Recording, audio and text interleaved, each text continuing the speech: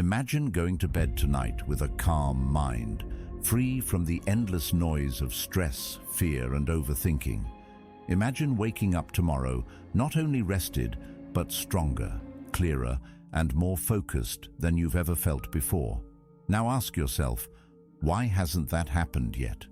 Why do you carry the same weight to bed every night, only to wake up just as tired, just as lost, just as reactive?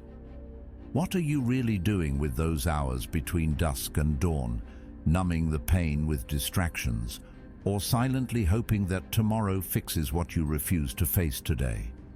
The truth is uncomfortable. Most people don't rest, they escape. And what you refuse to confront in the quiet of night will tear you apart in the chaos of morning. Sleep is not an escape for the Stoic. It is discipline, it is reflection, it is mental warfare done in silence. Because if your nights are filled with noise, your days will collapse in weakness. But if your nights are shaped with intention, your days will rise with power. What you're about to discover isn't just a meditation, it's a confrontation with yourself, a method to rewire your subconscious, sharpen your character, and finally stop living on autopilot. If you're ready to stop avoiding your own mind and start mastering it, please subscribe. For the version of you that refuses to live another day unconsciously, consider it a step toward reclaiming your life, one quiet night at a time. There's a kind of silence that doesn't bring peace, it brings pressure. You feel it when the room finally goes quiet, when the notifications stop, when no one's speaking, but your mind won't stop shouting. The weight doesn't come from one moment, it's everything all at once. The conversations you wish had gone differently, the glances you misread, the things you didn't say when you should have, the decisions that still linger in the back of your throat. And even when the day is done, it doesn't let you go. It follows you into bed like a shadow that refuses to leave. You close your eyes, hoping for rest, but it turns into a battleground, your thoughts circling like vultures, memories flickering like static on an old screen. Most people think this is normal. They call it stress, anxiety, overthinking, but it's more than that. It's the mental clutter of a life lived without pause, without reflection, without clearing space between days. When you carry everything from today into tomorrow, you're not resting, you're dragging. And the more you drag, the heavier it becomes. The body lies down, but the mind stays upright, pacing, sorting, reacting. That's why so many people wake up exhausted, even after 8 hours of sleep, because they never really slept. They never emptied the mind. They just closed their eyes and hoped for relief. But Stoicism doesn't offer hope. It offers practice. Most people try to control the world while their own thoughts spiral unchecked. They spend the entire day running, doing, replying, reacting, and then expect the night to heal what they never made peace with. The truth is, you don't heal from the chaos unless you confront it. Not in a loud, aggressive way, but in the soft, disciplined way a Stoic faces himself, honestly, silently, deliberately. What you take to bed with you determines the quality of your rest. Not just whether you sleep deeply, but whether that sleep restores you or drains you further. If your final thoughts are ones of shame, regret, or fear, your subconscious will spend the night replaying that narrative. The cycle continues. But if your final thoughts are grounded in clarity, if you take the time to name the weight, observe it without judgment, and let it go, then sleep becomes what it was meant to be, a reset, not a rerun. This doesn't require hours, it doesn't require some mystical ritual, it just requires intention. Before you sleep, you examine. You don't scroll, you don't numb, you sit quietly and take stock. Not to punish yourself, but to release yourself. Because what isn't examined stays unresolved, and what's unresolved doesn't disappear, it festers. The weight you carry is often not even yours, It's the expectations others placed on you, the roles you think you have to perform, the guilt you inherited, the future you're expected to build. All of it piles up silently until it crushes your peace. The mind becomes a container filled with noise that doesn't belong to you. That's why the night must be reclaimed. It's the only part of the day no one else touches. There are no meetings, no emails, no obligations, just you and whatever you haven't faced. And if you don't face it, it will face you. In dreams, in tension, in that subtle resistance to waking up. Most people think tiredness is physical. Often it's emotional residue. You didn't argue with anyone today, but you rehearsed arguments in your mind. You weren't in danger, but you imagined 10 ways things could go wrong. The nervous system doesn't know the difference. It just responds, and it keeps responding, even as you lie in bed. So the question isn't, how do I sleep better? It's, what am I bringing to sleep that I should have put down hours ago? The Stoic practice isn't about denial, it's about awareness. You don't pretend the weight isn't there. You acknowledge it, you study it, and then you decide what's useful and what's not. That's the mental audit. Not obsessively analyzing your flaws, but checking in with truth. Just enough to know what needs to be carried forward and what needs to be left behind. You can't solve everything in one night, but you can stop carrying things that don't serve you. You can let go of the day in small, disciplined acts, not dramatic ones, just a sentence, a breath, a choice to release. The mind doesn't rest just because the lights go out. It rests when you give it closure. It rests when you say, I've seen enough today, I've learned from it, and now I release it. That's not weakness, that's wisdom, because there will be more tomorrow, more noise, more decisions, more emotions, and you won't meet them with strength if you're still tangled in yesterday. So every night becomes a threshold. Cross it carrying less, and you wake up with more clarity. Carl Jung once said, "Until you make the unconscious conscious, it will direct your life and you will call it fate." The weight you carry to bed is part of that unconscious. It's not just what happened, it's what you believe about what happened. The story you keep telling yourself, that you're behind, that you're not enough, that you should have done more. These stories become the background music of your life. Low, constant, exhausting. But when you bring them into awareness, when you pause, notice, and question them, they begin to lose their grip. You don't need a perfect day to sleep well. You need an honest one. You need to look at what happened, see it clearly, and decide not to let it define you. That's what Stoicism teaches. That you're not your circumstances, you're your response. And the response doesn't end when the day does. It continues into how you rest, how you reset, and how you rise again. So tonight, when you lie down, don't numb out, don't run.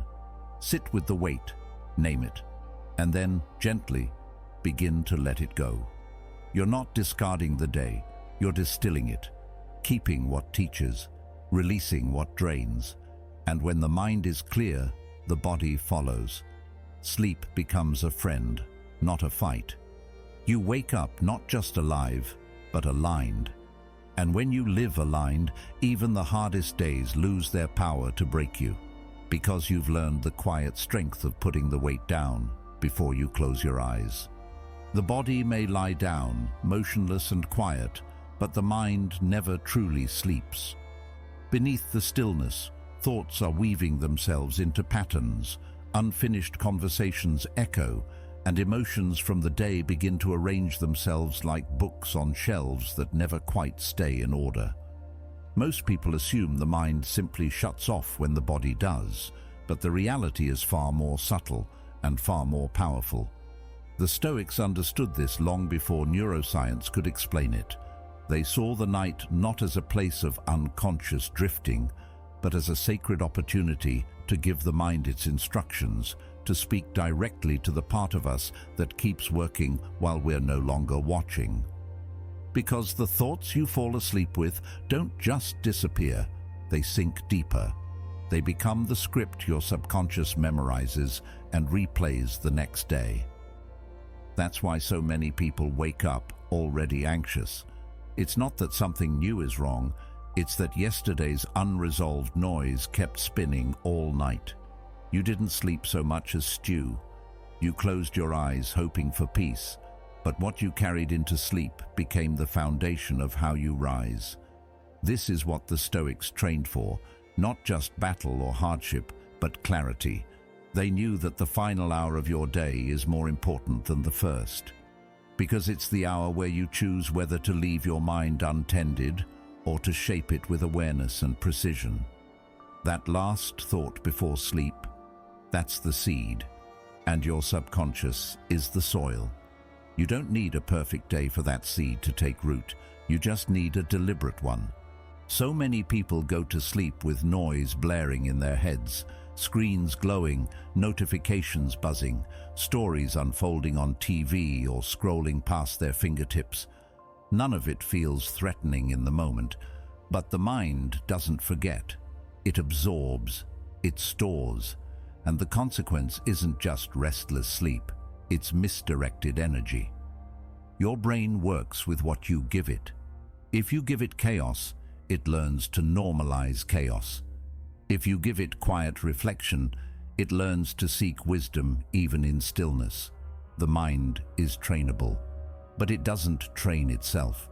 It takes instruction, clear, firm, compassionate instruction. That's why the Stoics practiced nightly reflection. It wasn't romantic or ceremonial, it was practical. What did I do well today? Where did I fail to show up as the person I claimed to be? What triggered me? What moved me? What did I learn? These aren't questions meant to bring shame, they're meant to sharpen the blade.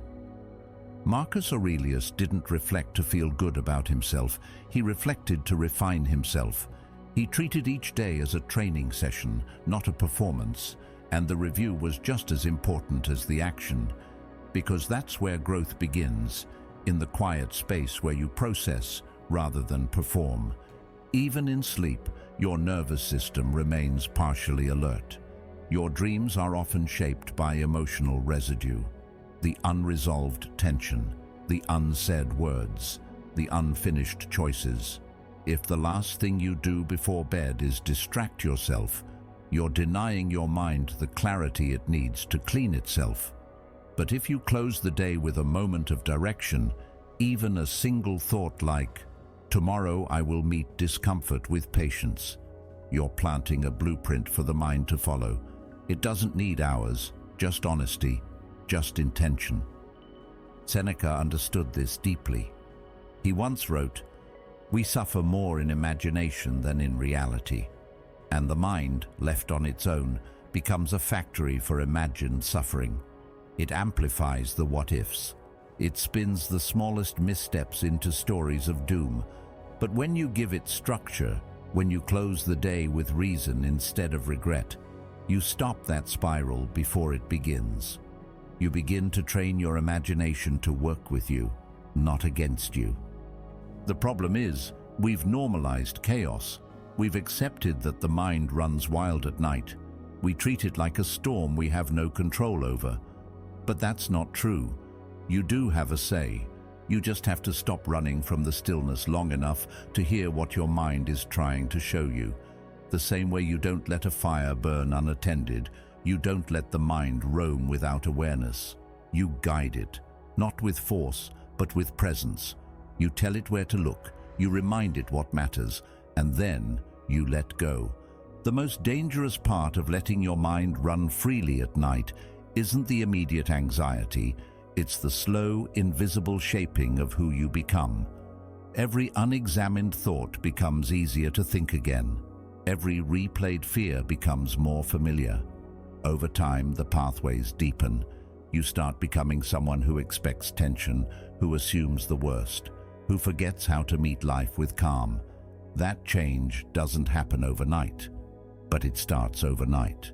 in the moments when your mind is most suggestible, most open. So what are you feeding it? Carl Jung once said, "What you resist persists." If you resist examining your thoughts, they won't disappear. They'll fester in the background, leaking into your emotions, your relationships, your decisions. But if you sit with them, even for 5 minutes, even without solving anything, just naming them, witnessing them, you create space. And space is everything. Space allows you to respond instead of react. It allows you to place your hand on the steering wheel of your mind, even if just for a moment. The Stoic approach isn't cold or emotionless. It's disciplined compassion. It's asking the question, what do I need to confront before I close my eyes? And then listening. Sometimes the answer is a feeling you've been avoiding. Sometimes it's a pattern you didn't notice during the rush of the day. Sometimes it's something good, something you need to anchor more deeply. Because the mind doesn't just replay what hurt, it also strengthens what healed. But only if you give it your attention. Only if you say, "This is worth remembering." Imagine giving your mind a job before sleep, not a command, a quiet task.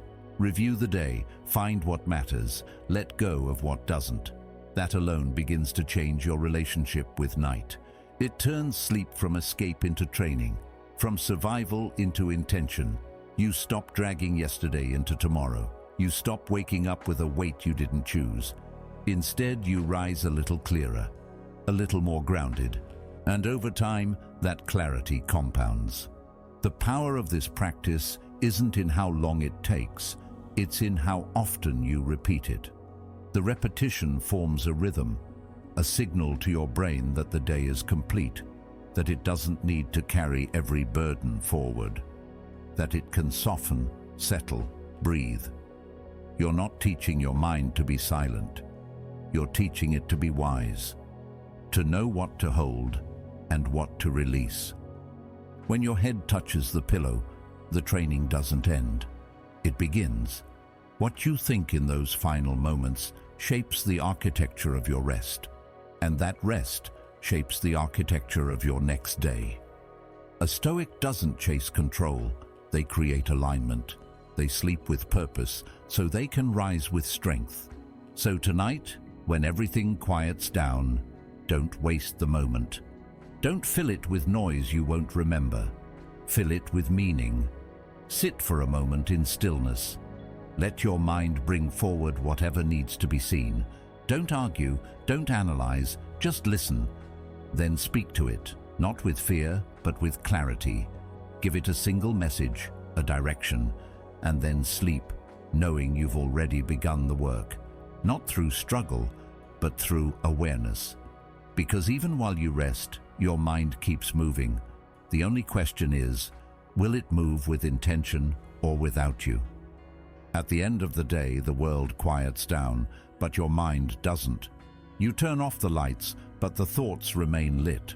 Not loud, maybe, just persistent, lingering. The comments you brushed off but still think about. The hesitation that cost you a chance. The small courage you showed but no one noticed. This is the space where the evening audit begins. Not as a punishment, not as a chore, but as a clearing. You don't need an hour. You don't need perfection. You need presence. Just a few honest moments with yourself before the noise of the day becomes the background hum of your dreams. Marcus Aurelius used to ask himself, did I live according to my values? And in that question, there's no accusation, only alignment. You're not chasing flawlessness, you're checking the compass. That's all. Did I act like the person I say I want to be? Did I speak with truth, even when silence was safer? Did I let fear drive me, or did I pause long enough to choose? These aren't questions to make you feel guilty. They're questions that bring you back to yourself. Without them, the day slips by without meaning. And then another, and another, until you're living by momentum instead of principle. The audit isn't about fixing everything. It's about noticing, because what you don't notice, you can't change, and what you don't acknowledge will keep shaping your behavior quietly, day after day. Most people wait for disaster to reflect. The Stoic reflects before the storm hits, not to avoid it, but to be ready, to be sturdy. And the evening is the perfect time, because the world has done its talking. Now it's your turn to listen, to sit in the echoes of your actions and see what they say about the life you're building. You might find that the victories are quiet. You said no when you usually would have said yes just to please someone. You stepped away from an argument instead of proving your point. You made space for someone else's perspective, even if it challenged yours. These things don't earn applause, but they deserve recognition, because those are the moments your character is shaped, not in grand gestures, but in private choices. The audit lets you notice them, and that noticing strengthens them. You'll also find where you fell short. Maybe you lied. Maybe you avoided a hard truth. Maybe you snapped, even though the person didn't deserve it. That's part of the process too. You don't fix it by beating yourself up. You fix it by being honest enough to say, "This isn't who I want to be," and compassionate enough to say, "But I'm still allowed to try again tomorrow." This is what it means to train your mind with Stoic discipline. Discipline that doesn't shame but sharpens. When you skip the audit, you carry yesterday's weight into tomorrow. The frustration lingers. The mistakes blur into habits. And you don't even know why you feel heavy in the morning. You think it's stress or lack of sleep. But often it's just unresolved behavior. You didn't clear the fog. And so you wake up still walking through it. Reflection is the broom, the breath, the release. It's what makes tomorrow possible instead of just a repeat of today. When you don't look at what you've done, what you've chosen, what you've avoided, you don't escape it. You just stop seeing it, and then it governs you. But when you do look, something shifts. Even if it's uncomfortable, even if the mirror isn't flattering, you've taken control. You've opened a space between who you were and who you're becoming. This isn't a new ritual. It's an old one, ancient even. The Stoics practiced it daily, not because they were obsessed with performance, but because they were devoted to growth. They knew that a person who never stops to evaluate their choices is doomed to keep making the same ones. But a person who reviews their day becomes an author of their life, not just a character in it. This is what the audit gives you: authorship, ownership, a way to step back and say, "This is where I stand, and this is where I need to go." You don't need to write it all down, though that helps. You don't need a journal with perfect handwriting or a quiet mountain cabin. All you need is a pause, a few questions, a willingness to be seen by yourself. The world won't see this part. No one will praise you for it, but you'll feel it. The shift, the weight dropping, the focus sharpening, the alignment returning. You'll start to sleep not as an escape, but as a preparation. The audit softens your relationship with regret. It teaches you that imperfection is not failure, it's feedback. It trains you to respond to your mistakes with clarity, not with collapse. You begin to say things like, "Next time I'll speak slower," or "Next time I'll walk away sooner." And those small intentions begin to accumulate. They shape your self-trust. They build a quiet confidence that doesn't rely on external validation. Because you know you're watching yourself. You know you're learning. There's something beautiful about ending your day with honesty. It grounds you. It quiets the noise. It gives you closure without needing everything to be perfect. You stop needing to explain yourself to others because you've already done it privately, with sincerity. You stop needing to defend your decisions because you've already examined them. You begin to rest, not in ignorance, but in understanding. The evening audit isn't a ritual for the weak. It's a ritual for those brave enough to face their own reflection without flinching. For those who know that growth doesn't come from ignoring the parts of yourself you dislike, but from including them, learning from them, and gradually choosing better. This is how you change. Not through force, not through pretending, but through small, honest meetings with yourself, day after day. So tonight, when the noise fades and the world stops asking for your attention, turn inward. Ask the questions that matter. Listen to the answers, even if they sting. And when you lay your head down, do it knowing you've already taken the first step into tomorrow, with your eyes open, your mind steady, and your spirit aligned with the person you're becoming. That's not just rest, that's renewal. And it begins with a simple choice: to look. The hardest part about change isn't knowing what to do, it's being honest about what went wrong. Most people carry their mistakes like a secret shame, hiding them under distractions or pretending they never happened. But avoidance has a cost. It doesn't protect you, it blinds you, and that blindness keeps the pattern alive. You find yourself in the same situation with the same regret, telling yourself, next time will be different, but never really knowing why it wasn't different the last time. The Stoic understands this. They don't fear the flaw. They look it in the eye and ask what it's trying to teach. Awareness isn't about self-punishment. It's about self-respect. You have to care enough about your future to face the truth of your past, not in a way that rips you apart, but in a way that realigns you, that grounds you. And that begins with asking a better question, not what's wrong with me, but what happened there and how can I handle it differently next time? That shift in tone makes all the difference. It moves you from guilt to growth, from shame to strategy. Seneca once wrote, "No man is crushed by misfortune unless he has first been deceived by prosperity. We are crushed not by our failures, but by the illusion that we were supposed to avoid them completely. The truth is, you'll mess up. You'll say things you didn't mean. You'll act from fear instead of wisdom. You'll fall short of your own standards.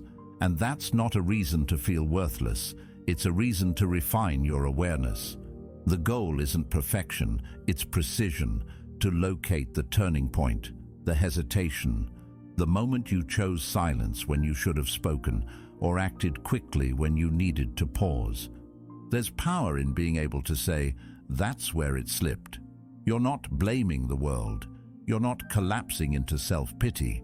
You're just tracing the thread back to its source. That level of clarity is rare, because it takes courage to name your part in the pain. But the moment you do, the cycle begins to weaken. You stop being at the mercy of your own habits. You start becoming deliberate, directional, focused. Shame, on the other hand, pulls you in the opposite direction. It makes you hide. It makes you feel like the mistake is your identity, not just your action. And once you start thinking that way, it's hard to grow. Because growth requires movement, and shame freezes you in place. That's why Stoicism teaches awareness without judgment. You examine the event not as a prosecutor, but as a philosopher. You ask what it means, what it reveals, and how you can meet that moment differently if it returns. You'll find that the same scenarios tend to repeat until you learn the lesson. The face might change, the job might change, but the dynamic stays the same until you respond differently. And the only way to respond differently is to see clearly, to study the pattern without emotional fog. This is where reflection becomes transformation. You're not dwelling, you're designing. You're saying, I see what I did, and I see what I can do. Clarity is painful at first, because it dissolves excuses. It removes the comfort of blaming others. But what's left behind is strength, quiet, steady strength. The kind that says, I don't have to be flawless, I just have to be aware. And that awareness becomes the foundation of your decisions. You begin to catch yourself in real time, You notice the rising anger before it spills out. You sense the pull toward distraction before it takes over. You pause. You choose. That kind of self-control isn't forced. It's built through moments of observation, through reviewing your actions without twisting them into shame. You learn to separate the behavior from your identity. You're not a failure. You're a human refining their process. That distinction matters. It creates space for growth, for self-respect, for forward movement without carrying a backpack full of guilt. You might wonder why it's so hard to forgive yourself, and the answer is usually because you haven't understood yourself. Forgiveness follows understanding, and understanding follows attention. The more clearly you see your behavior, the less you need to defend it. The less you need to pretend it didn't happen. You accept it. And that acceptance isn't weakness, it's awareness, the very fuel of transformation. Carl Jung said, "I am not what happened to me, I am what I choose to become." That's the bridge between reflection and power. You're not frozen by what you did. You're awakened by what it showed you. You begin to realize that the discomfort of awareness is temporary, but the clarity it brings can reshape your entire life. You start to crave that clarity, not because it feels good, but because it gives you freedom. Freedom from repetition, from confusion, from self-sabotage disguised as self-protection. There's something deeply noble in being able to name your faults with honesty, but not hatred. That's the Stoic posture, the willingness to say, yes, I failed here, but I will not build my identity around that failure. I will build it around the discipline to respond better. That shift creates a momentum of self-respect, not arrogance, not perfectionism, but respect. Because you are showing up, you are facing yourself, you are learning. And when you can do that, your mistakes become your teachers. Your regret becomes your compass. Your flaws stop being flaws and become functions of learning. You no longer obsess over being perfect. You commit to being present, to noticing the moment when the mistake is forming. And that moment becomes the fulcrum of your strength, the quiet, internal pivot where your future is decided. This isn't a mindset for those who want easy answers. It's a mindset for those who want real change, who are tired of the loop, who want to wake up and see the day differently because they faced the night honestly, who want to close their eyes not in denial, but in peace, because they know they've looked at themselves and made a quiet promise, not to be someone else, but to be someone better. The next time you catch yourself rehearsing your mistakes like a punishment, stop. Ask instead, what is this moment trying to show me?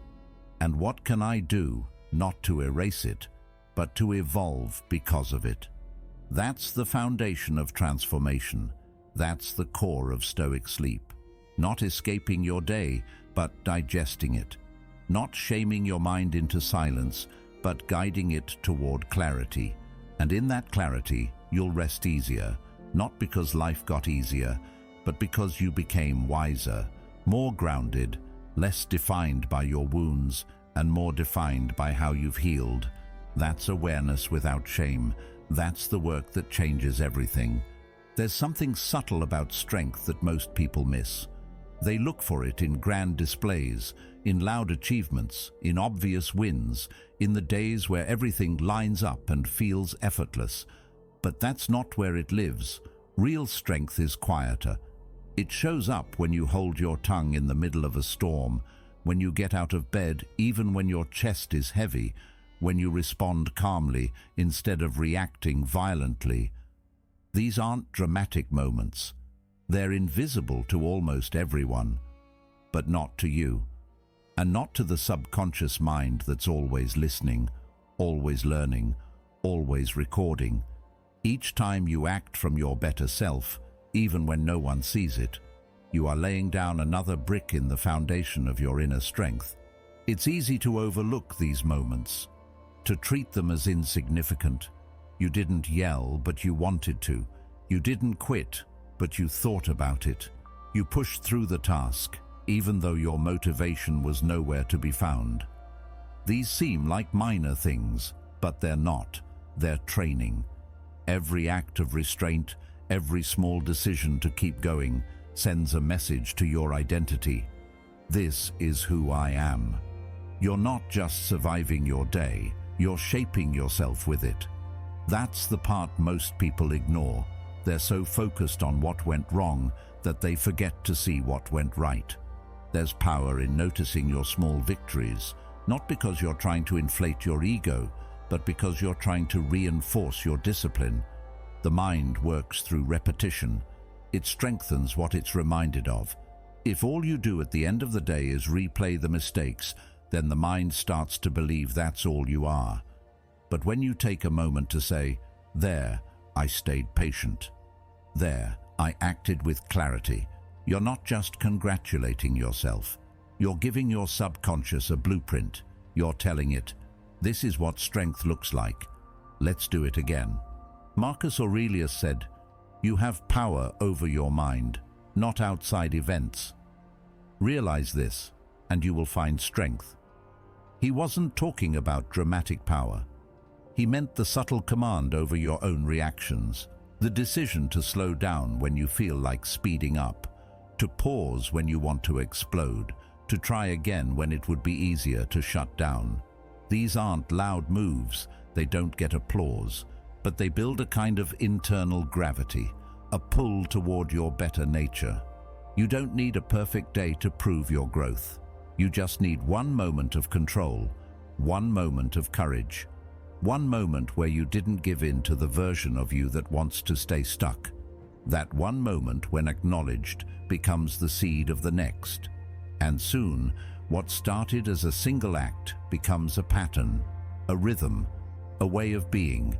It starts to feel natural, even when it's difficult, because your mind has practiced it, your body has moved through it, your spirit has been shaped by it.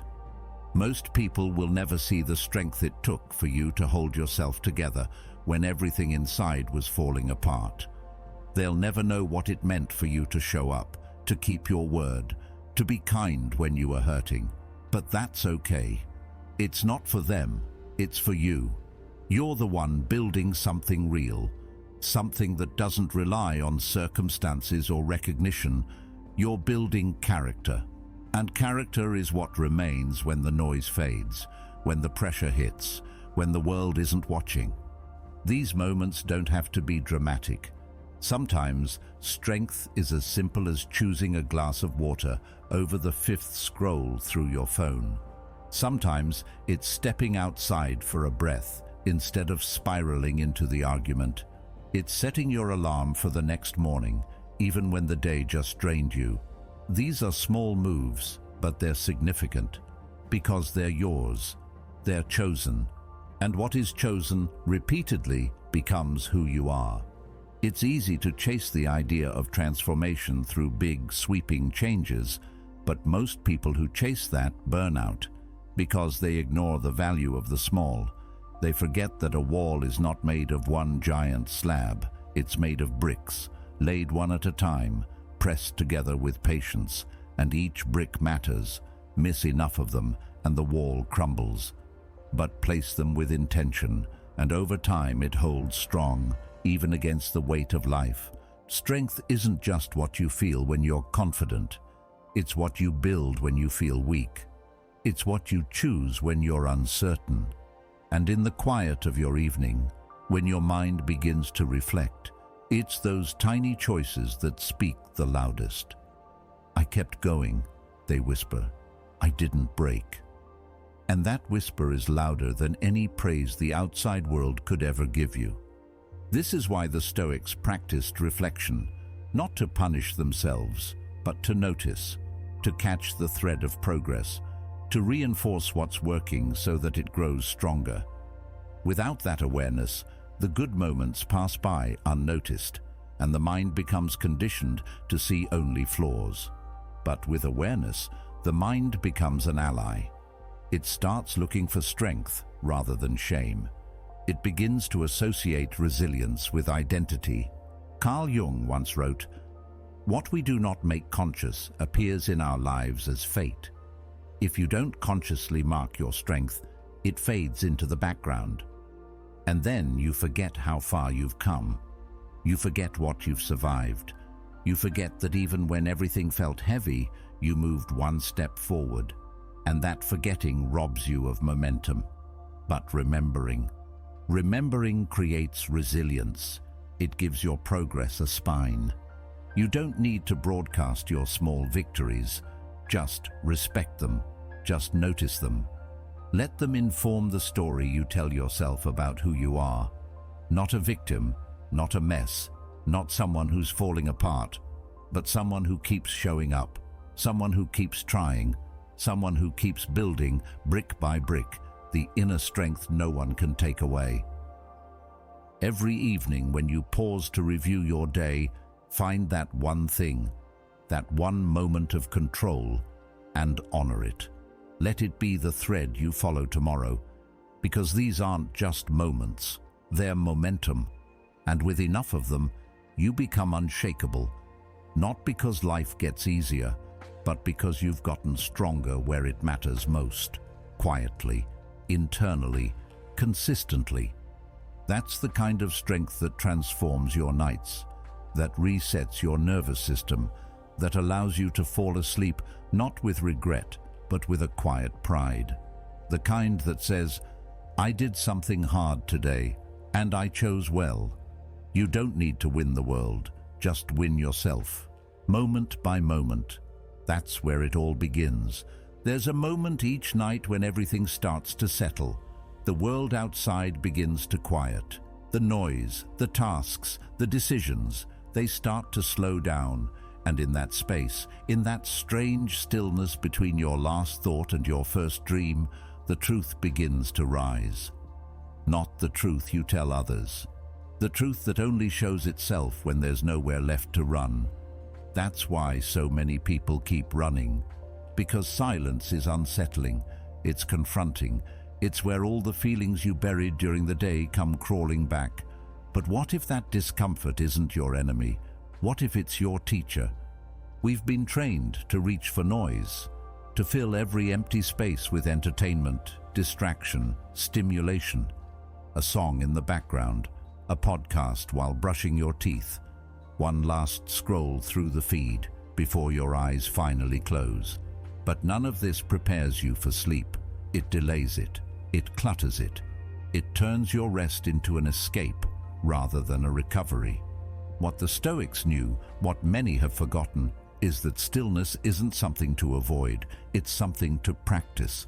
There's something sacred about sitting in silence at the end of the day. No screens, no music, just you and the quiet. At first it can feel unbearable. Your mind races. Thoughts you didn't invite start marching through. Regrets, anxieties, embarrassments. All the things you tried to push away suddenly sit beside you in the room. This is the moment where most people reach for something, anything, to numb it. But if you can resist that urge, something powerful happens. The noise begins to burn off, and beneath it, you find clarity. The Stoic doesn't fear silence because they understand it's not emptiness. It's exposure. It's where you meet yourself without distractions. And in that meeting, you begin to see clearly what you avoided, what you denied, what you truly want. In stillness, the mask slips. The ego quiets. The core starts to surface. This is why silence is preparation. Because when the lights go off and your mind is left alone, what you've rehearsed all day is what will echo through the night. Carl Jung once said, "Who looks outside dreams, who looks inside awakes." That line takes on a new weight in silence, because silence demands inwardness. It won't let you hide behind noise or movement. It forces you to listen to the thoughts you suppressed, the instincts you ignored, the values you betrayed. But it also helps you remember. You remember what actually matters, what brings peace, what you want to become. You begin to strip away the false layers you wore to survive the day. And when you do, something unexpected happens. The silence stops feeling threatening. It starts feeling safe. It becomes the place where your real voice lives, not the reactive one, not the angry one, not the performative one. The honest voice, the one that whispers things like, "Let it go," or "You're doing better than you think," or maybe, "You need to have that conversation." That voice gets drowned out when you're always filling your head with more, but in silence, it finally gets space to speak. There's a sharpening that happens in stillness. Like a blade drawn gently across a stone, your awareness starts to refine. You notice patterns. You catch impulses before they grow into actions. You see the gap between your automatic reaction and your chosen response. And in that gap, there is power. That's the preparation part. You're not just ending the day, you're preparing the mind for how it will meet tomorrow, whether it will be reactive or intentional, whether it will follow emotion or lead with wisdom. Most people don't sleep, they crash. They exhaust themselves with information and screens and endless stimulation until the mind just shuts down. But that's not rest, that's sedation.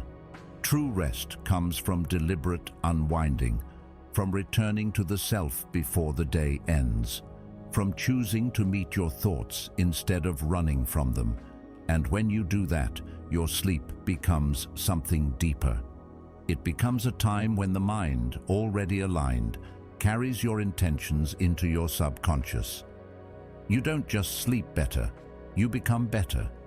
You don't have to sit for hours.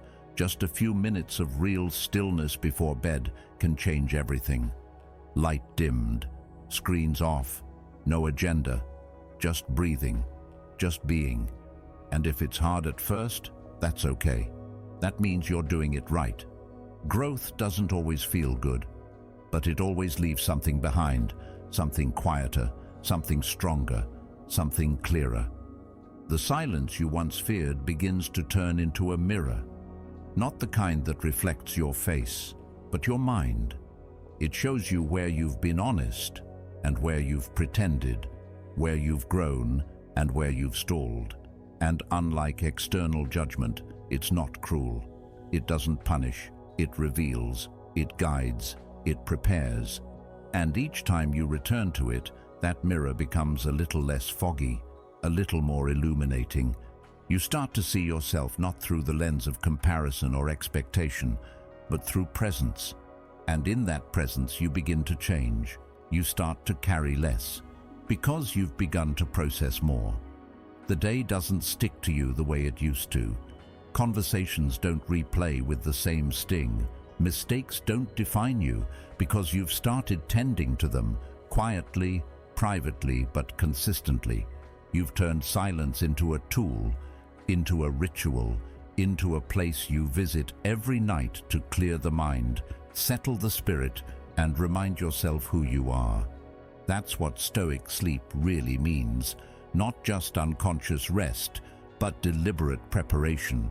It means entering the night not as an escape, but as a continuation of your discipline. It means refusing to be at the mercy of a restless mind and choosing instead to meet it with stillness, with courage, with presence. And over time, this practice changes your days too. Because the more comfortable you become with silence, the less control the world has over you. You don't need to react to every noise. You don't need to fill every gap. You start to listen more, speak less, respond with intention, think before moving. You become someone who carries stillness within them, even in chaos. So the silence that once felt like a threat becomes your sanctuary, a place you go to remember who you are, a place you go to align yourself with what matters. And every night, as you return to that place, your mind becomes clearer, your decisions more deliberate, your rest more restorative. You become, little by little, the person who is no longer afraid to face their own thoughts. Because now you understand, they're not enemies, they're guides, and they've been waiting to speak all along. You don't simply drift into tomorrow. Whether you realize it or not, you rehearse it. In the quiet hours of the night, when the day has finally loosened its grip, your mind doesn't just wind down, it rewinds, reviews, and replays. It watches you like a silent observer, pulling back the curtain on moments you rushed through, decisions you didn't fully consider, words you wish you had said differently or not at all. And in that mental theater, a choice quietly emerges. You can either leave the past untouched, or you can plant something different for the morning.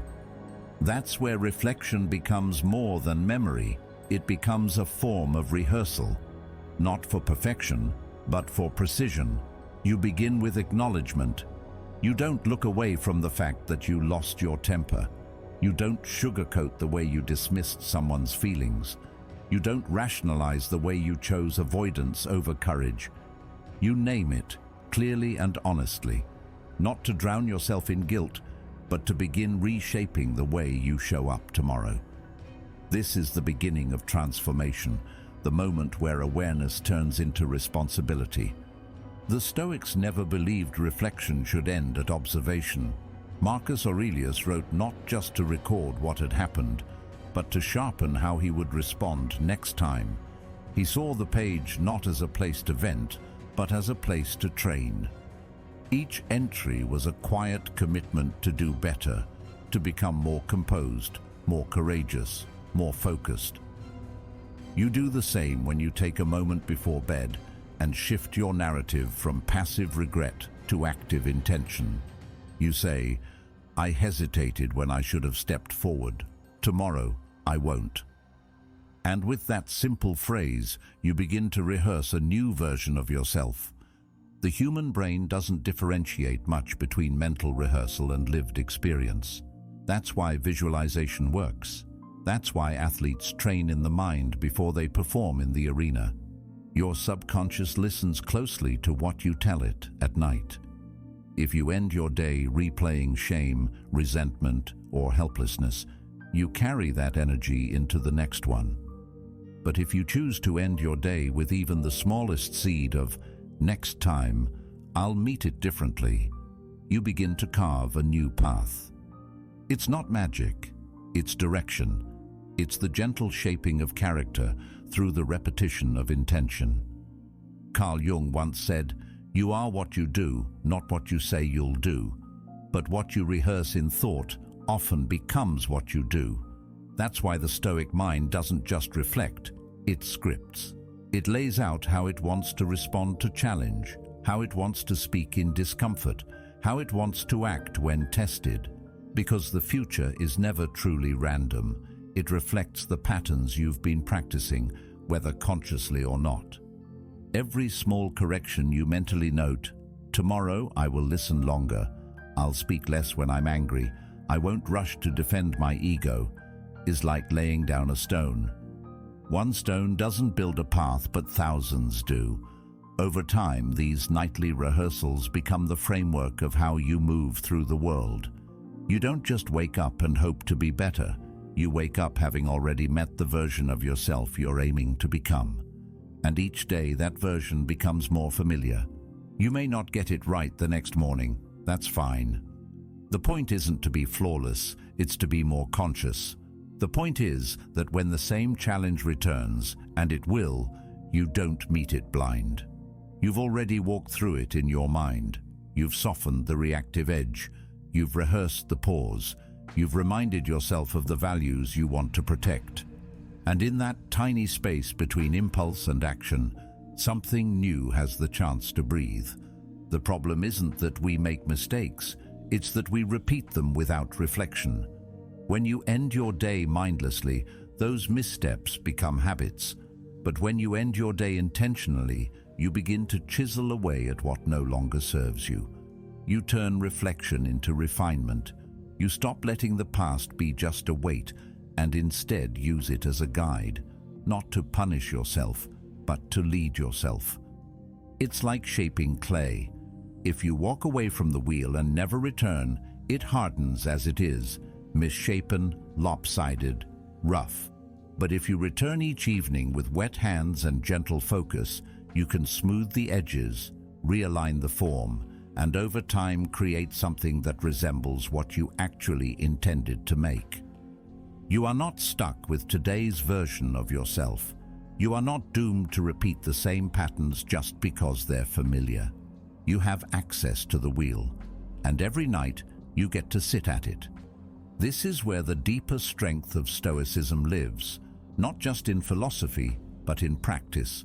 It's not just about knowing what's right. It's about rehearsing it, about quietly preparing for the moments that test your patience, your integrity, your humility. It's the commitment to say, I may not have chosen well today, but I'll be ready tomorrow. And that one sentence, spoken without shame but with clarity, begins to shift the course of your entire life. You don't need to write it down, though that helps. You don't need to meditate for hours, though that might deepen the insight. All you need is a few quiet moments of presence, a soft review of the day, a calm decision about what to bring into the next one. No dramatics, no perfectionism, just you, observing the lines of your life and slowly deciding which ones to draw differently. That's the rehearsal. That's how the future is shaped. Not by accident, but by intention. Not by control, but by clarity.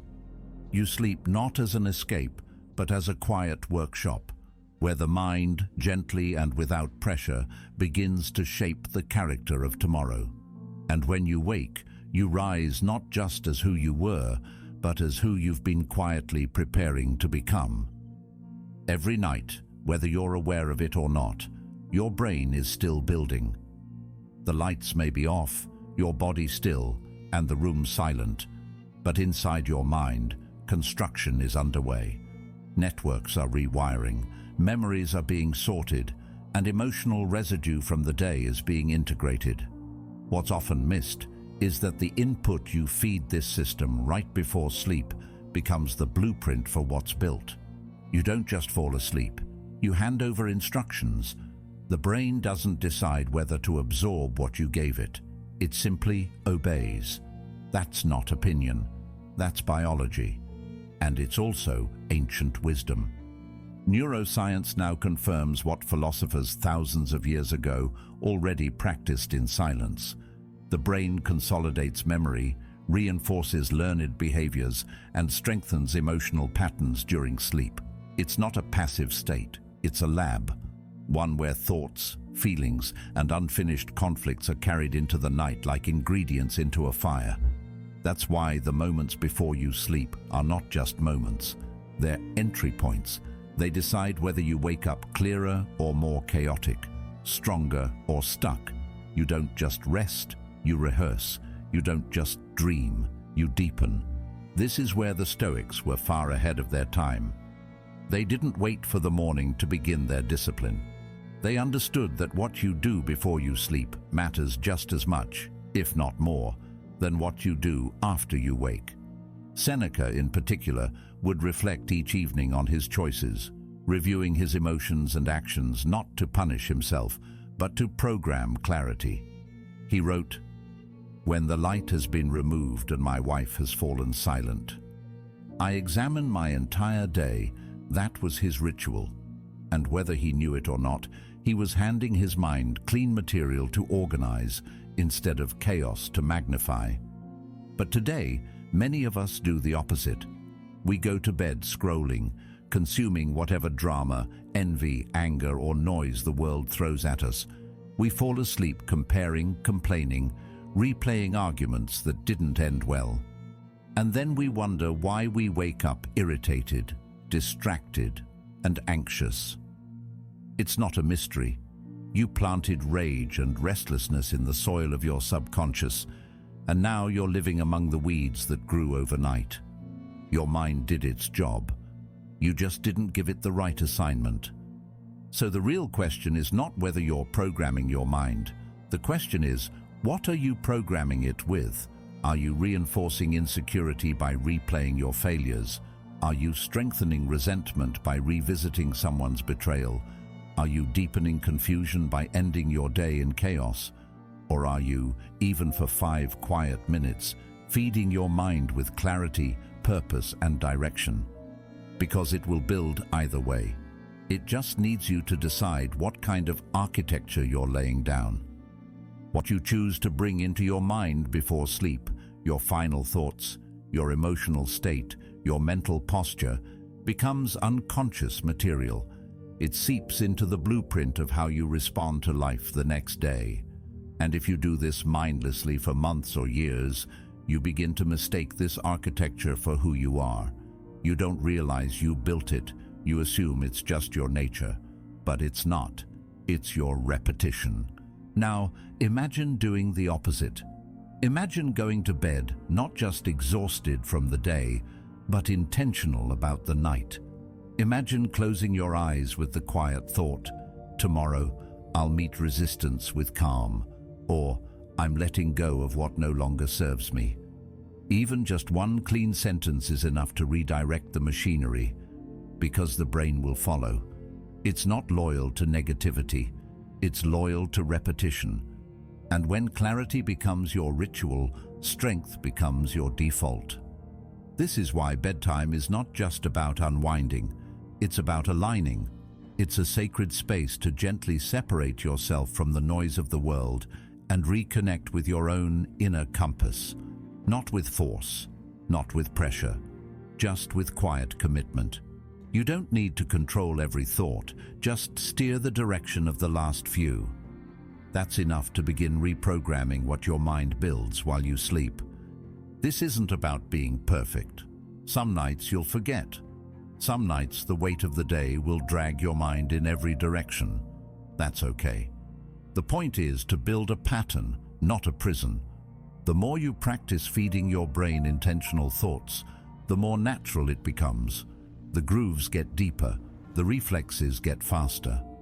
Over time, your mind becomes a garden where you plant fewer regrets and grow more resilience. It's no longer just about how long you sleep, but how deeply your sleep contributes to who you're becoming. If your last thoughts are of gratitude or courage or stillness, that's what you strengthen. If they are of bitterness, anxiety, or distraction, that too becomes your script. It's not about positive thinking, it's about responsible imprinting. You are the author, whether you write consciously or not, and that's where real power lives. In knowing that even rest can be a form of resistance, that even sleep can be an act of discipline, not because you're fighting, but because you're choosing to let go of what doesn't deserve to live in your tomorrow, choosing to reinforce the parts of you that act from wisdom, not reactivity, choosing to whisper to yourself before the world gets a chance to yell. There's a quiet beauty in knowing that transformation doesn't always roar. Sometimes it's as soft as a thought before sleep. Sometimes it's as small as a sentence that aligns your focus. Sometimes it's the courage to end your day with intention, even if the rest of it was noisy and scattered. That's the strength Stoicism teaches, not just how to endure life when you're awake, but how to shape it even when you're asleep. So tonight, ask yourself, what do I want to give my mind to build with? What instructions am I leaving behind when I close my eyes? Because the mind is listening, it's waiting, and it will build whatever you give it. Give it something worth waking up to. There's a practice so quiet, most people never hear of it. So gentle, most avoid it. Yet so powerful, it becomes the armor you never knew you needed. Negative visualization. Not in the way anxiety imagines worst-case scenarios to torment you, but in the way wisdom prepares the mind for life's inevitable changes. It's not pessimism, it's not paranoia, it's premeditated clarity. The Stoics knew that suffering is not just in what happens, but in being unprepared when it does. So they practiced loss in their minds, not to bring about despair, but to loosen its power. We live in a culture that tries to numb loss, distract from endings, cover absence with noise, but avoidance is not protection. When we refuse to imagine something valuable being taken away, whether it's a person, a status, a health, or a moment, we give fear the element of surprise. And fear, when unexpected, paralyzes, but when met intentionally, it transforms. The Stoic looks gently at the possibility of loss and says, yes, this too may vanish. And in that admission, something strange happens. Gratitude awakens, attachment softens, presence sharpens. This is not morbid, it's not cold, it's loving in the deepest way. Because when you imagine your child not waking up tomorrow, your voice becomes softer tonight. When you consider the end of a relationship you take for granted, you stop scrolling while they speak. When you picture your body no longer moving the way it can today, you stretch a little longer, you breathe deeper, and you smile more sincerely. You realize this might not last, but it's here now, and it deserves your full awareness. Most people wait to be grateful until something is taken away, but the Stoic reverses that. They borrow the pain of absence to amplify the richness of presence. It's not about living in fear, it's about living awake. Carl Jung said, only the paradox comes anywhere near to comprehending the fullness of life. And in this paradox, you hold two truths, that you love something deeply and that it may disappear. Not to suffer more, but to love better. It's easy to say we know everything is temporary, but knowing it intellectually is different from feeling it viscerally. It's in the feeling where real change happens, and that's why you rehearse it. You close your eyes and imagine the house being empty. You imagine the job being gone. You imagine your reflection in the mirror aging faster than you expected. And in doing so, you bring your mind into alignment with reality, not the fantasy of permanence, but the truth of impermanence. You stop negotiating with time as if you control it. You begin to partner with it instead. This visualization isn't an act of surrender, it's an act of strength. You don't visualize loss to give up. You do it to reclaim your footing before the storm arrives. To remind yourself that you can stand in silence and still breathe, that you can face the idea of loss and not crumble. Because the worst thing isn't loss. The worst thing is pretending it can't happen and then being shattered when it does. When you practice it calmly, in the stillness of thought, you're building a mental resilience that no panic can steal. Think about how most people react when the worst happens. They're caught off guard, broken by the speed of it, blindsided by life's ability to change direction without asking permission. But the one who has visualized gently and repeatedly has already made peace with that possibility. It's not that it doesn't hurt, it's that it doesn't destroy, because they've already shaken hands with the shadow, they've already sat at its table, and when it finally visits, they recognize it, not as a stranger, but as a quiet teacher they've seen before. You don't need to rehearse this for hours, just a few moments each night before sleep. Not to induce fear, but to dissolve it. Sit with the thought, what if I lost this tomorrow? And then, instead of spiraling into panic, anchor yourself. Feel the sadness, feel the calm, let them coexist, and then return with more reverence, with more patience, with more clarity about what actually matters. You might find yourself more forgiving, more understanding, less reactive, because the small frustrations of the day shrink when you've stared gently into the idea of real loss. The missed call, the spilled coffee, the delay in plans. None of it deserves your peace. Not when life is so fragile, not when love is so fleeting, and not when you've tasted the possibility of absence in your thoughts. This practice changes the way you move through the world. You stop rushing. You speak with more care. You listen with more attention, because everything becomes a miracle when you've rehearsed its disappearance. Not in a dramatic way, but in a quiet, anchored way. You become the person who says, "I've already been here," in thought, in reflection, and I've survived it. That kind of mind cannot be shaken easily. And there's another gift hidden in this. When you visualize loss, you start to prioritize what's essential. You stop wasting time on shallow battles. You stop pretending that approval or attention will save you. You begin to simplify, to let go, to root yourself in what actually holds weight, not the opinions, not the trends, but the timeless things. Connection, character, presence. These become your foundation. Negative visualization is not about predicting tragedy. It's about preparing your heart to face the world without illusion. And when done right, it's not heavy. It's liberating, because you no longer cling. You no longer beg for permanence. You simply live, fully, honestly, and awake. The pain of loss will still come, but when it does, you won't collapse. You'll stand, not because you're numb, but because you're ready.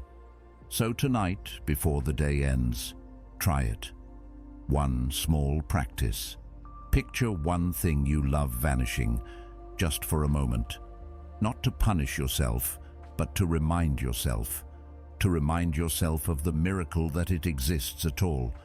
And let that remembrance shape how you treat it now. Let it soften you, let it sober you, and above all, let it prepare you. Because the truth is simple.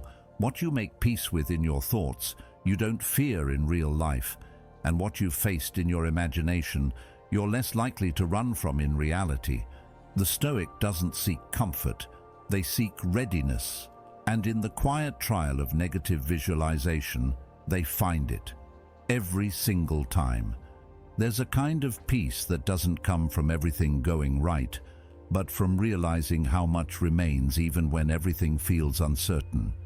After you've imagined loss, not to frighten yourself, but to prepare, you begin to look around and see things differently. The pillow under your head isn't just a pillow, it's presence, it's comfort, it's safety. The roof over you is no longer just structure, it's shelter, it's stability. And that next breath you take, it's not just air, it's life, silently choosing you again. Gratitude isn't something that floats in when life is perfect. It arrives when you've seen what it could be without. This is the quiet transformation that takes place when you visualize hardship first. You stop waiting for something big to make you feel alive.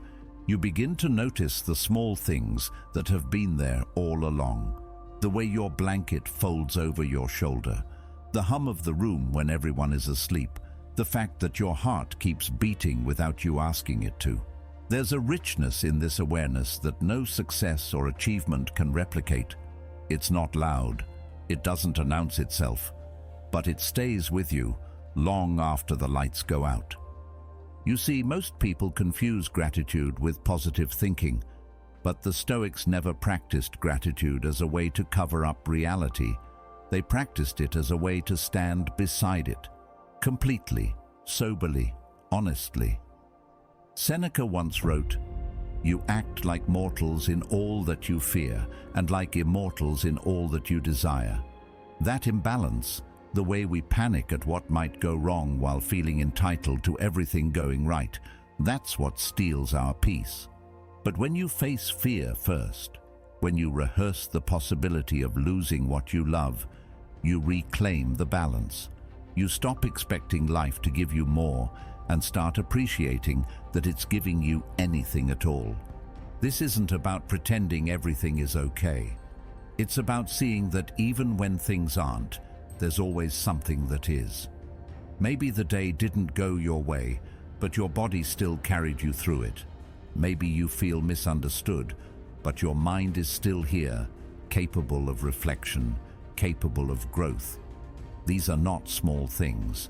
They are the very things that carry you when the world feels heavy. And once you've visualized what it would feel like to be without them, even for a moment, they become illuminated in your awareness like stars against a dark sky. Gratitude born from contrast is different. It's not reactive, it's chosen. It's not shallow, it's deep. Because it wasn't handed to you in a moment of ease. It was forged in the realization of fragility. You looked at the storm and saw how close it could come. And when it passed, you didn't just forget. You remembered. You carried the lesson into the next moment, and it changed the way you held everything after. There's something about walking through that inner trial, the negative visualization, that strips away the noise. It cuts through the drama. Suddenly, you're not asking why things aren't better. You're asking how you missed how good they already are. The ordinary becomes sacred. The mundane becomes meaningful. And this isn't romanticizing pain. It's recognizing that meaning isn't always loud or extraordinary. It's found in the softness of what remains. And that's the power of this reflection at night. You don't wake up the same. You rise a little slower. You hold your coffee a little longer. You stop rushing through the morning like it's a checklist, because now it feels like a continuation of something precious. The whisper stays with you. This moment matters. Not because it's grand, but because it's here. When you carry that gratitude into your day, it shifts the way you respond to the world. You don't snap as quickly. You don't complain as often. You don't feel as entitled. Because deep down, you remember the quiet vision you sat with the night before. The vision where all of this was gone. And instead of feeling scared, you feel awake. Awake to the truth that nothing is promised, but everything that is a gift. This kind of gratitude isn't about lists or journals, though those can help.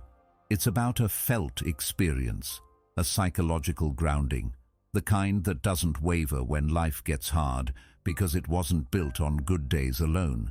It was built on the full spectrum, on the willingness to feel both presence and potential absence, to stand in the middle of that paradox and still choose to love what's here. Carl Jung once said, "Even a happy life cannot be without a measure of darkness." The word happy would lose its meaning if it were not balanced by sadness. In that same spirit, your appreciation deepens not in spite of what might go wrong, but because of it. You aren't afraid of the dark anymore.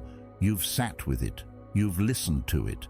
And now, when the light returns, even briefly, you see it differently.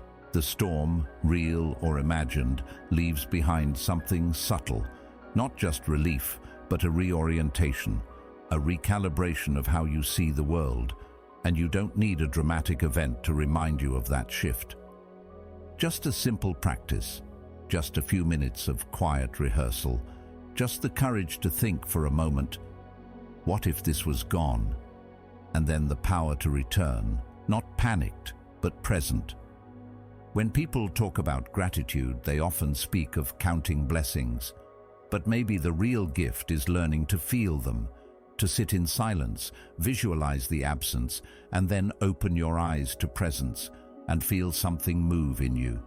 Not because you have everything, but because you recognize anything at all. And that's where resilience begins. That's where emotional strength grows. In this earned, practiced, unwavering gratitude. Let that be what you carry into tomorrow. Not a checklist of what you're thankful for, but a felt reverence for what still surrounds you. Not because it's guaranteed, but because you've already imagined its absence. And that thought didn't break you, it built you. This moment, right here, right now, is enough. Not because it's perfect, but because it's still here, and you are too. Let that be your anchor. Let that be your quiet triumph, and let it echo softly in everything you do. This moment matters. There's a strange kind of clarity that only mortality can offer, not in the form of tragedy or fear, but as a quiet reset. A single question whispered at the end of an ordinary day. What if this was my last one? Not to haunt you, but to clear away the noise. to strip down the day to its rawest truth. What would matter? What would rise to the surface? When you ask that question, not from panic but from presence, you begin to see life not as a series of tasks or obligations, but as something sacred, fragile and fleeting. Most people avoid this thought. They distract themselves from it with plans and playlists, with work and entertainment, pretending that life is a constant stream that never ends. But the Stoic doesn't turn away. They lean in, not because they're morbid, but because they understand that only when you confront the end do you see what's truly worth doing. Seneca once wrote, "Let us prepare our minds as if we'd come to the very end of life. Let us postpone nothing." That posture isn't grim, it's empowering. It cuts through the trivial, through the excuses, through the drama that normally clogs the mind. When you imagine this as your final evening, something subtle but profound happens. Regrets come forward, not to shame you, but to guide you. That conversation you've been avoiding, the apology you keep postponing, the dream that's been sitting in a drawer, suddenly they glow with urgency. And it's not about scrambling to fix your whole life in one night. It's about noticing what tugs at you the most. That's where your values are pointing. That's where your energy needs to return. You don't have to announce your revelations. You don't need a dramatic gesture. Sometimes the most powerful shift begins in silence. A decision made with the lights off. A quiet promise to yourself. Tomorrow, I won't wait. You begin to move with more care. You stop living as if time is unlimited. You begin to write with intention, speak with sincerity, and pause long enough to actually feel what's happening around you. There's a kind of strength in living close to your end, not in a desperate way, but in a deliberate one. Because when you remember you won't be here forever, you also remember that the people around you won't be either. You begin to look at them differently. Their flaws shrink, their presence expands. The little things, eye contact, a kind word, a shared silence, become enormous. Because you're no longer playing the game of later, you're living in now. And now, as fleeting as it is, becomes enough. This isn't just philosophy. It's a way of aligning yourself. Mortality, when accepted, resets the compass. It asks, are you where you need to be? Are you doing what you were meant to do? Not what pays the bills, not what pleases others. What fulfills that deeper calling? What gives your soul weight? The mind resists this question. It wants routine, it wants comfort. But the heart knows. And when mortality walks into the room, even just in thought, it wakes that heart up. Carl Jung once said, "Life is a short pause between two great mysteries. That short pause, that's what you're living now." And the tragedy isn't that it ends. The tragedy is that we often forget it's happening. We wait for some perfect moment to really live, but that moment doesn't exist. All you ever have is this one.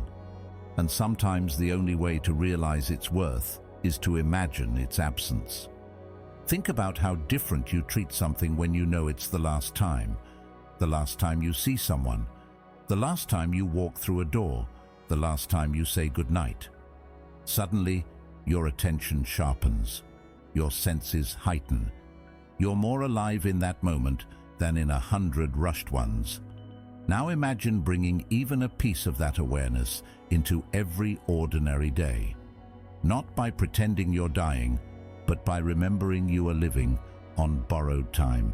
This thought doesn't have to make you sad. It can actually be the most freeing realization of your life.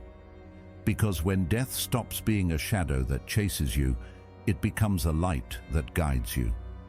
It reminds you that no one is promised another sunrise. So what are you going to do with the one you have?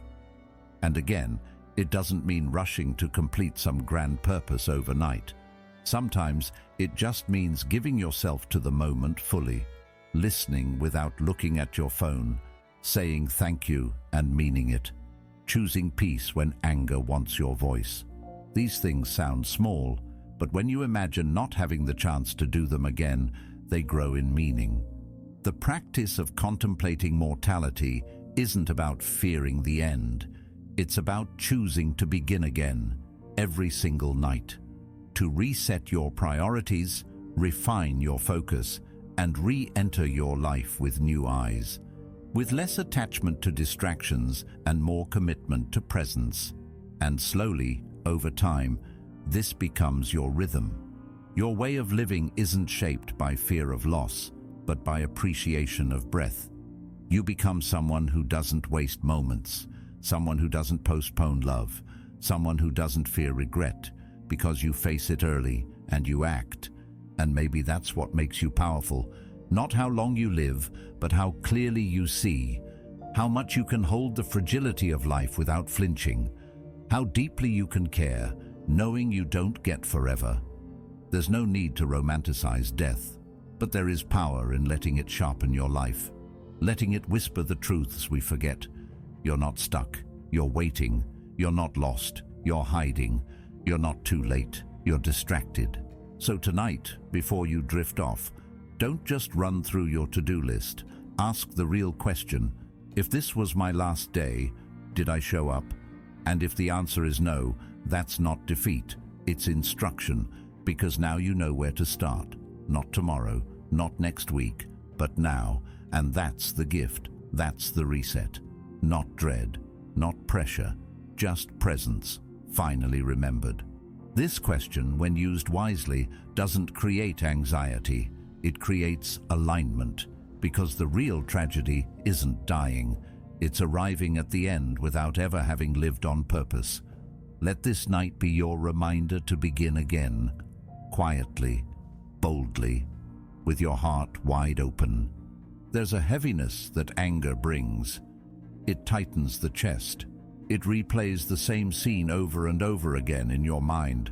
The raised voice, the dismissive gesture, the thing they said that left you stung and stewing. And if you're not careful, that anger doesn't just ruin your afternoon or your evening. It crosses the threshold. It slips into your bed.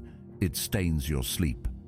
And suddenly, the one who hurt you isn't even in the room, but they're still in your mind, pulling strings, stealing peace, shaping your dreams. This is why the Stoic refuses to carry it. Not because anger isn't real, but because it doesn't belong in the one place meant for healing: rest. You don't have to deny that you're angry. In fact, denying it only gives it more power. The Stoic approach isn't about suppressing, it's about inspecting. You pause. You name the emotion without shame. You say, "I'm angry because I felt disrespected," or "I'm angry because I had an expectation that wasn't met." And then, with calm honesty, you go even deeper. What part of me was threatened by this? Is it pride, control, fear of abandonment? Often the thing we think we're mad at is just a mask. Underneath is something softer, something wounded, and once you see that, the fire begins to cool. It's easy to think that letting go means letting them win, but that's a trick of the ego. Holding on to rage doesn't punish them, it punishes you. You walk around with clenched fists while they sleep peacefully, unaware. And even if they do feel your anger, what has it solved? The pain remains, the distance grows. The energy you could have used to build something stronger, within or outside yourself, is wasted defending a feeling that no longer serves you. As Marcus Aurelius said, "The best revenge is to be unlike him who performed the injury." The power isn't in retaliation, it's in removal from the storm, from the grip. There's something almost sacred about choosing peace at night. It's a small rebellion against the chaos of the day, a way of saying, "This ends here." You're not forgetting what happened, you're simply refusing to carry it into your dreams. Because dreams are where healing begins, where the mind sorts itself out, where clarity is born. But if your inner world is clouded with anger, that clarity never comes. You wake up tired, restless, already on edge, and the cycle repeats. Until one night, you say no more. Let the anger come, let it be seen, but then let it go. Breathe it out, literally. Feel the heat in your chest and release it through your exhale. Not once, not quickly, slowly, repeatedly, as many times as it takes to soften the grip it has on you. Sometimes it'll take longer than you'd like, but each breath is a vote for freedom. Each pause is a declaration. You don't get to follow me here. Carl Jung believed that anything repressed would eventually erupt in unhealthy ways. That's why this isn't about repression. It's about transmutation. You acknowledge the anger, and then you choose what to do with it. You journal. You speak to someone you trust. You move your body. You let it live somewhere other than your bloodstream. And when it has no more fuel, you return to stillness. It's important to remember, anger isn't always loud. Sometimes it's quiet. It simmers. It disguises itself as coldness, sarcasm, avoidance. And that form of anger is even more dangerous because it pretends to be nothing at all. But it still weighs you down. It still poisons your presence. So even if you're not raging, ask yourself gently, is something unresolved within me tonight? That question can be the beginning of emotional honesty. This practice of releasing anger isn't about being soft, it's about being smart. Anger clouds judgment. It narrows your vision. It hijacks your reactions. And if you're trying to build a meaningful life, one with clarity, compassion, discipline, then you can't afford to hand the wheel over to that kind of chaos. Not even for a night. Especially not for a night. There will be nights when the anger feels justified, when what they did truly was unfair, cruel, thoughtless. That's when it gets harder. That's when your mind will say, they don't deserve peace. And that's when you remind yourself, this isn't for them, this is for you. You're not letting go because they earned it. You're letting go because you've earned better. You deserve a nervous system that isn't hijacked, a body that isn't bracing for a fight that already ended, a night of sleep that heals instead of haunts. You won't always get it right. Some nights, the anger will sneak in. You'll replay the moment. You'll feel your heart race. That's okay. Awareness is the win. Even noticing it is the first step in weakening it. The more you practice, the faster you'll catch it, and eventually your body will learn. This is a safe space. We don't carry battles into the bedroom. We don't fight in our dreams. We rest, we restore, we return to peace. This is the strength the Stoics lived by. Not loud revenge, but quiet control. Not emotional numbness, but emotional mastery. The ability to feel deeply and choose wisely. The discipline to know what to carry and when to lay it down. The courage to say, I won't be ruled by what hurt me. I'll be guided by what frees me. So tonight, before you close your eyes, check the door of your mind. What are you bringing into sleep? Is it something you'd want to wake up with? If not, leave it here. Leave it now. Anger doesn't get to cross the threshold. You deserve better. Not because the world gave it to you, but because you decided to give it to yourself. And that's the kind of decision that shapes everything. Sometimes peace doesn't come from solving every problem. It comes from changing the angle, stepping back, zooming out. Most of us live life pressed up against the glass, staring at details we've turned into giants. That unpaid bill, that awkward conversation, that message left unread. We make them mountains because we never step far enough back to see they were always just stones. And when the pressure builds, when your mind feels trapped in a small room of spiraling thoughts, that's when the Stoics offer a different path. Rise, not in ego, but in awareness. Close your eyes and imagine this. You leave your room, rise above your street. The noise fades, the drama, the tension, the tightly wound emotions, They start to look like ripples in water. You rise higher. Your city becomes a patchwork of lights. The problems you swore were too heavy to bear now look like shadows on pavement. Higher still, and now you're looking at continents, at clouds, the whole earth. And you, a single human being, living a single moment in a world that's billions of years old and endlessly unfolding. That isn't meant to make you feel small in a shameful way. It's meant to free you, to remind you that no moment, no mistake, no stress has the power to define you when placed in context. You are not the storm. You are the sky that holds it. The more distance you gain, the more power you reclaim. Because from above, things make more sense. You see the pattern, the movement, the part you play, not as the center, but as a thread in the fabric of everything. And somehow that shift dissolves the weight you've been carrying. Marcus Aurelius, who ruled an empire and faced more pressure than most of us ever will, practiced this mental zoom-out constantly. He wrote, "Observe always that everything is the result of change." He saw that no event, no emotion, no challenge was fixed. It all flowed. And when you zoom out, you start to see that truth in your own life. You realize this moment of anxiety, it will pass. This burst of anger, it will cool. This confusion, this failure, this regret, it's just a point on a line that keeps moving forward. We spend so much time looking at our lives from the inside that we forget what it looks like from above. We confuse a single bad day for a bad life, a rough season for permanent defeat. But zoom out, and you'll remember how many times you've already survived what you once thought you wouldn't. You've changed, adapted, recovered, not because you had all the answers, but because you kept going.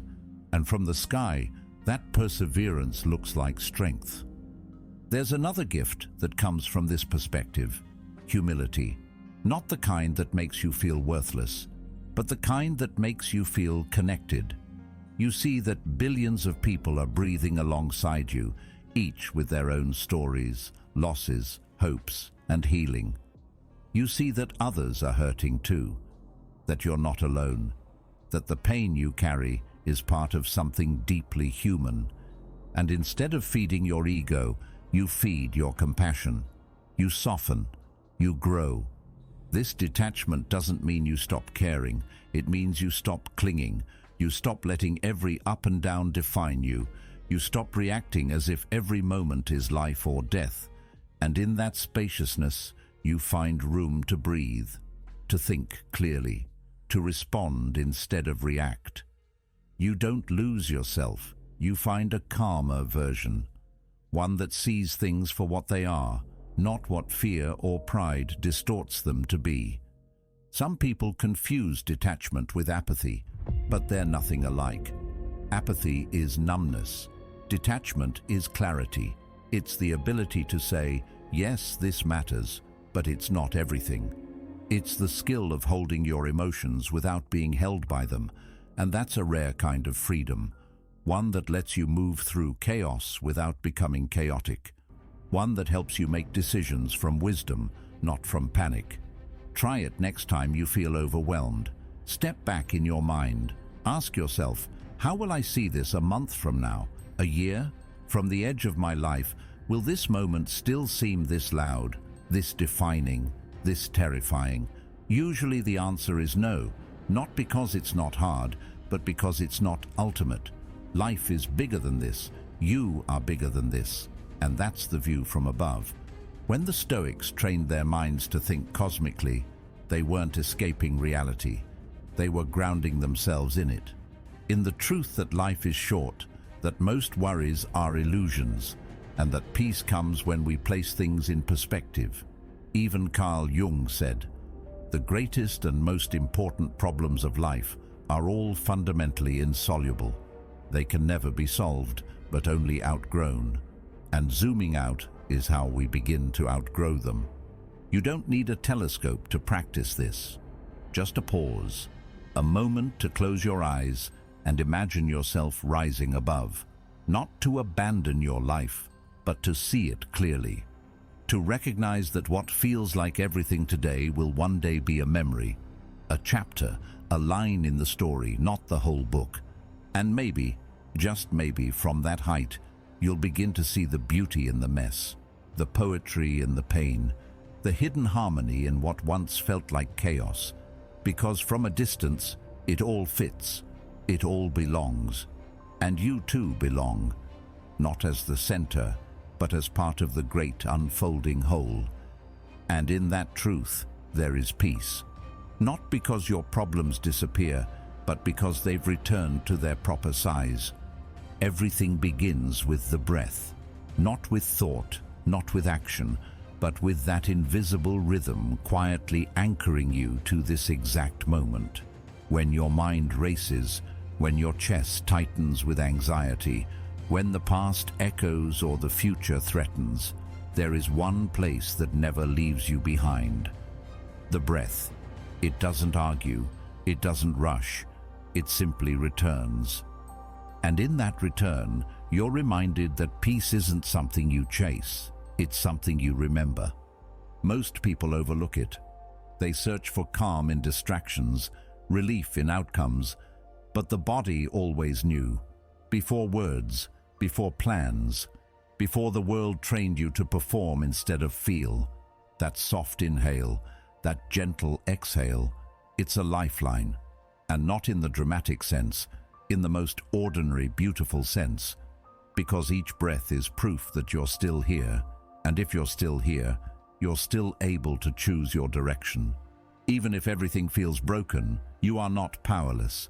You have a place to stand, and that place is always one breath away. The Stoics knew this, even if they didn't call it mindfulness. They understood that presence is power, that if your mind is hijacked by a future you can't control or a past you can't fix, you're absent from the only place where change can happen, this moment. Breathing isn't a retreat, it's a return to the battlefield, a way to look at your thoughts, not through the lens of fear, but from the grounding of now.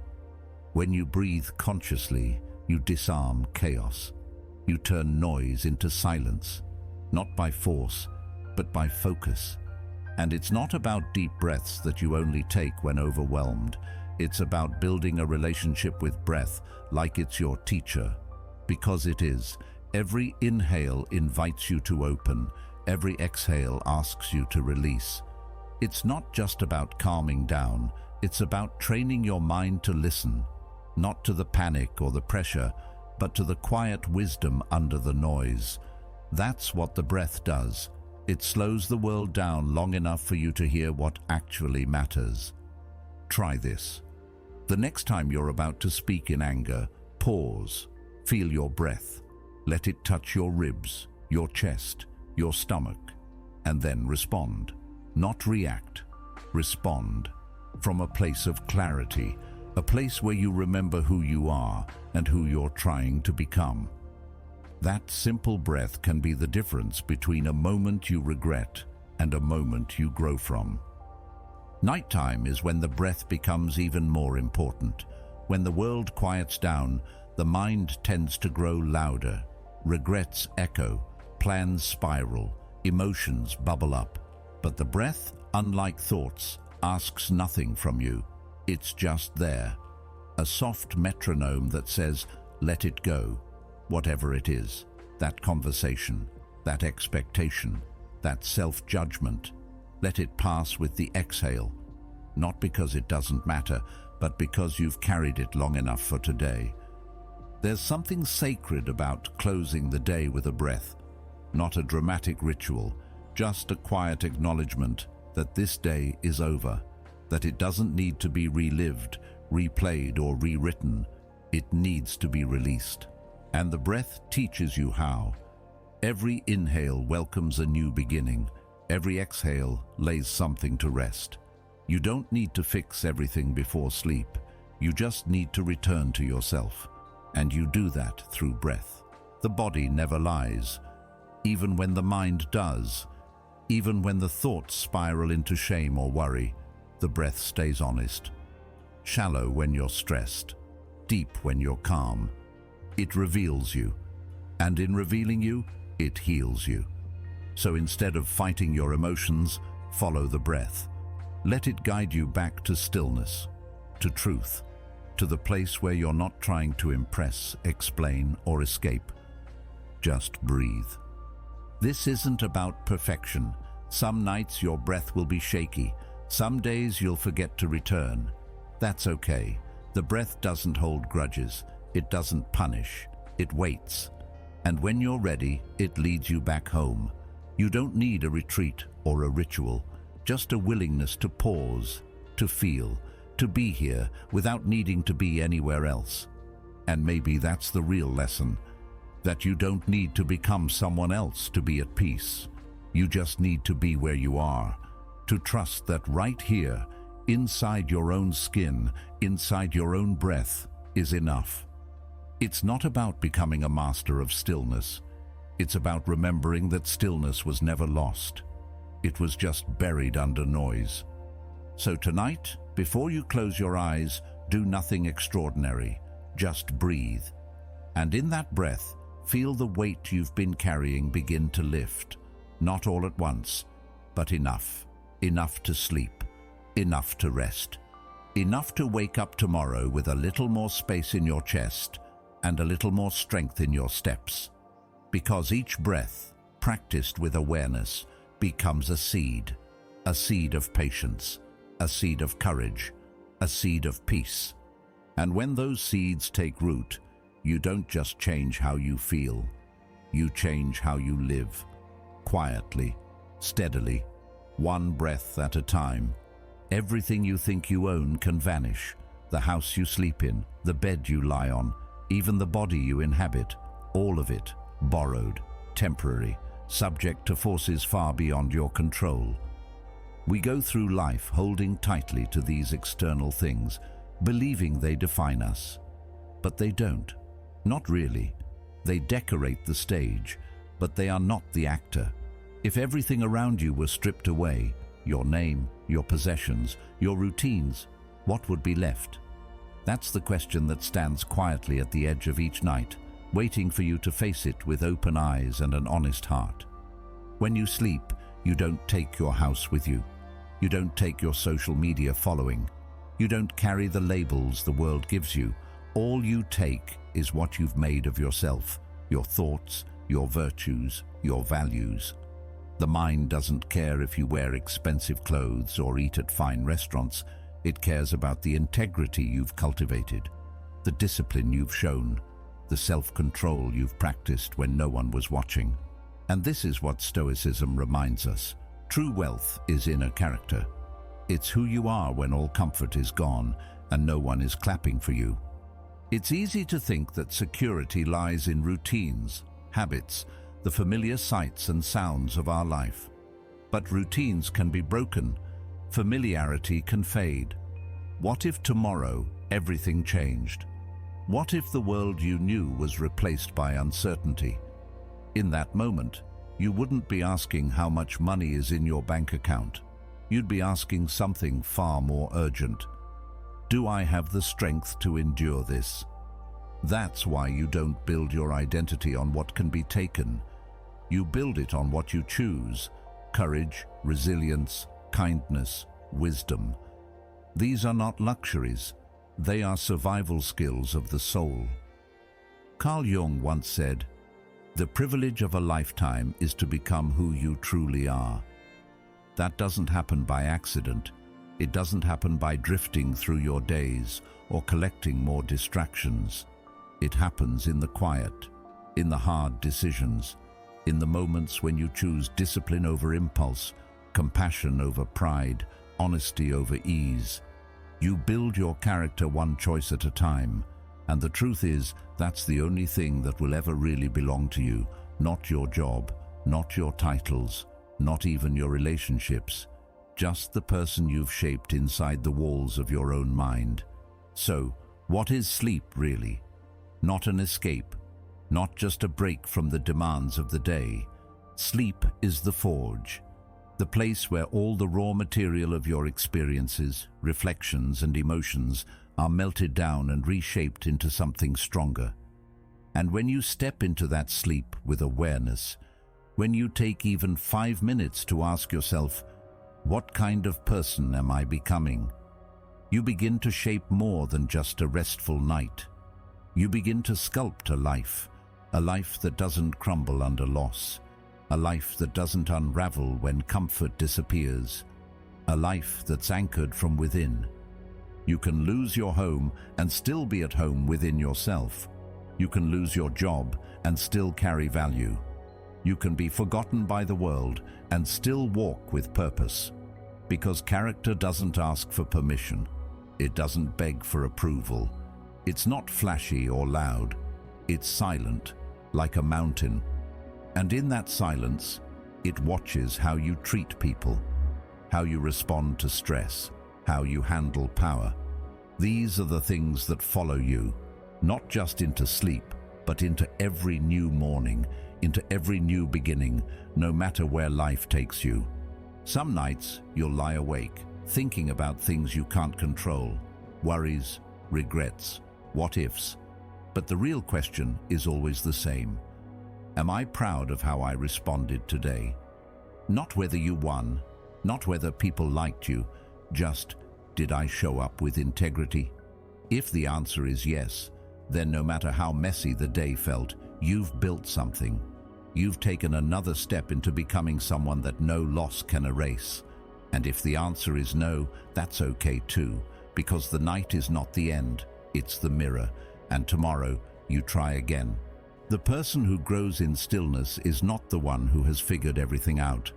It's the one who returns to the foundation again and again, who treats each breath as a teacher, who uses silence not as a hiding place, but as a sharpening stone. Character isn't built in one breakthrough. It's built in repetition, in reflection, in the tiny invisible moments no one else sees. That's why your room doesn't need to be perfect. Your life doesn't need to be polished. The only thing that matters is what you're building inside. You don't sleep to forget your struggles. You sleep to fortify the self that will face them again. And when you understand that, your entire relationship with rest changes. It stops being passive. It becomes preparation. A moment of peace, yes, but also a moment of purpose. Because you know that when the sun rises, you're not starting from zero.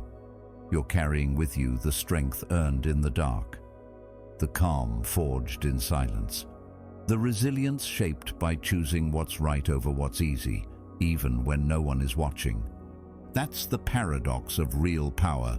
It's invisible. No one can touch it. No one can steal it. It grows quietly, almost unnoticed, until the day you need it.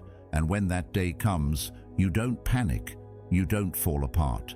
You stand tall, not because you've never been tested, but because you've trained for this, in thought, in reflection, in stillness, and all of that training lives within you. That is what you own. That is what endures. So tonight, as the world slows and the noise fades, let yourself remember this simple truth. You own nothing but your character, not your bed, not your body, just the way you respond when life humbles you, just the way you treat others when no one's watching, just the quiet dignity you carry into every room, every silence, every storm. You don't sleep to escape the world. You sleep to return to it, stronger, steadier, and more grounded than the day before. And that kind of strength, it cannot be taken. It can only be built. One breath, one thought, one night at a time. When the world feels uncertain and everything you thought you owned begins to fade, remember, what truly belongs to you is what no one can take.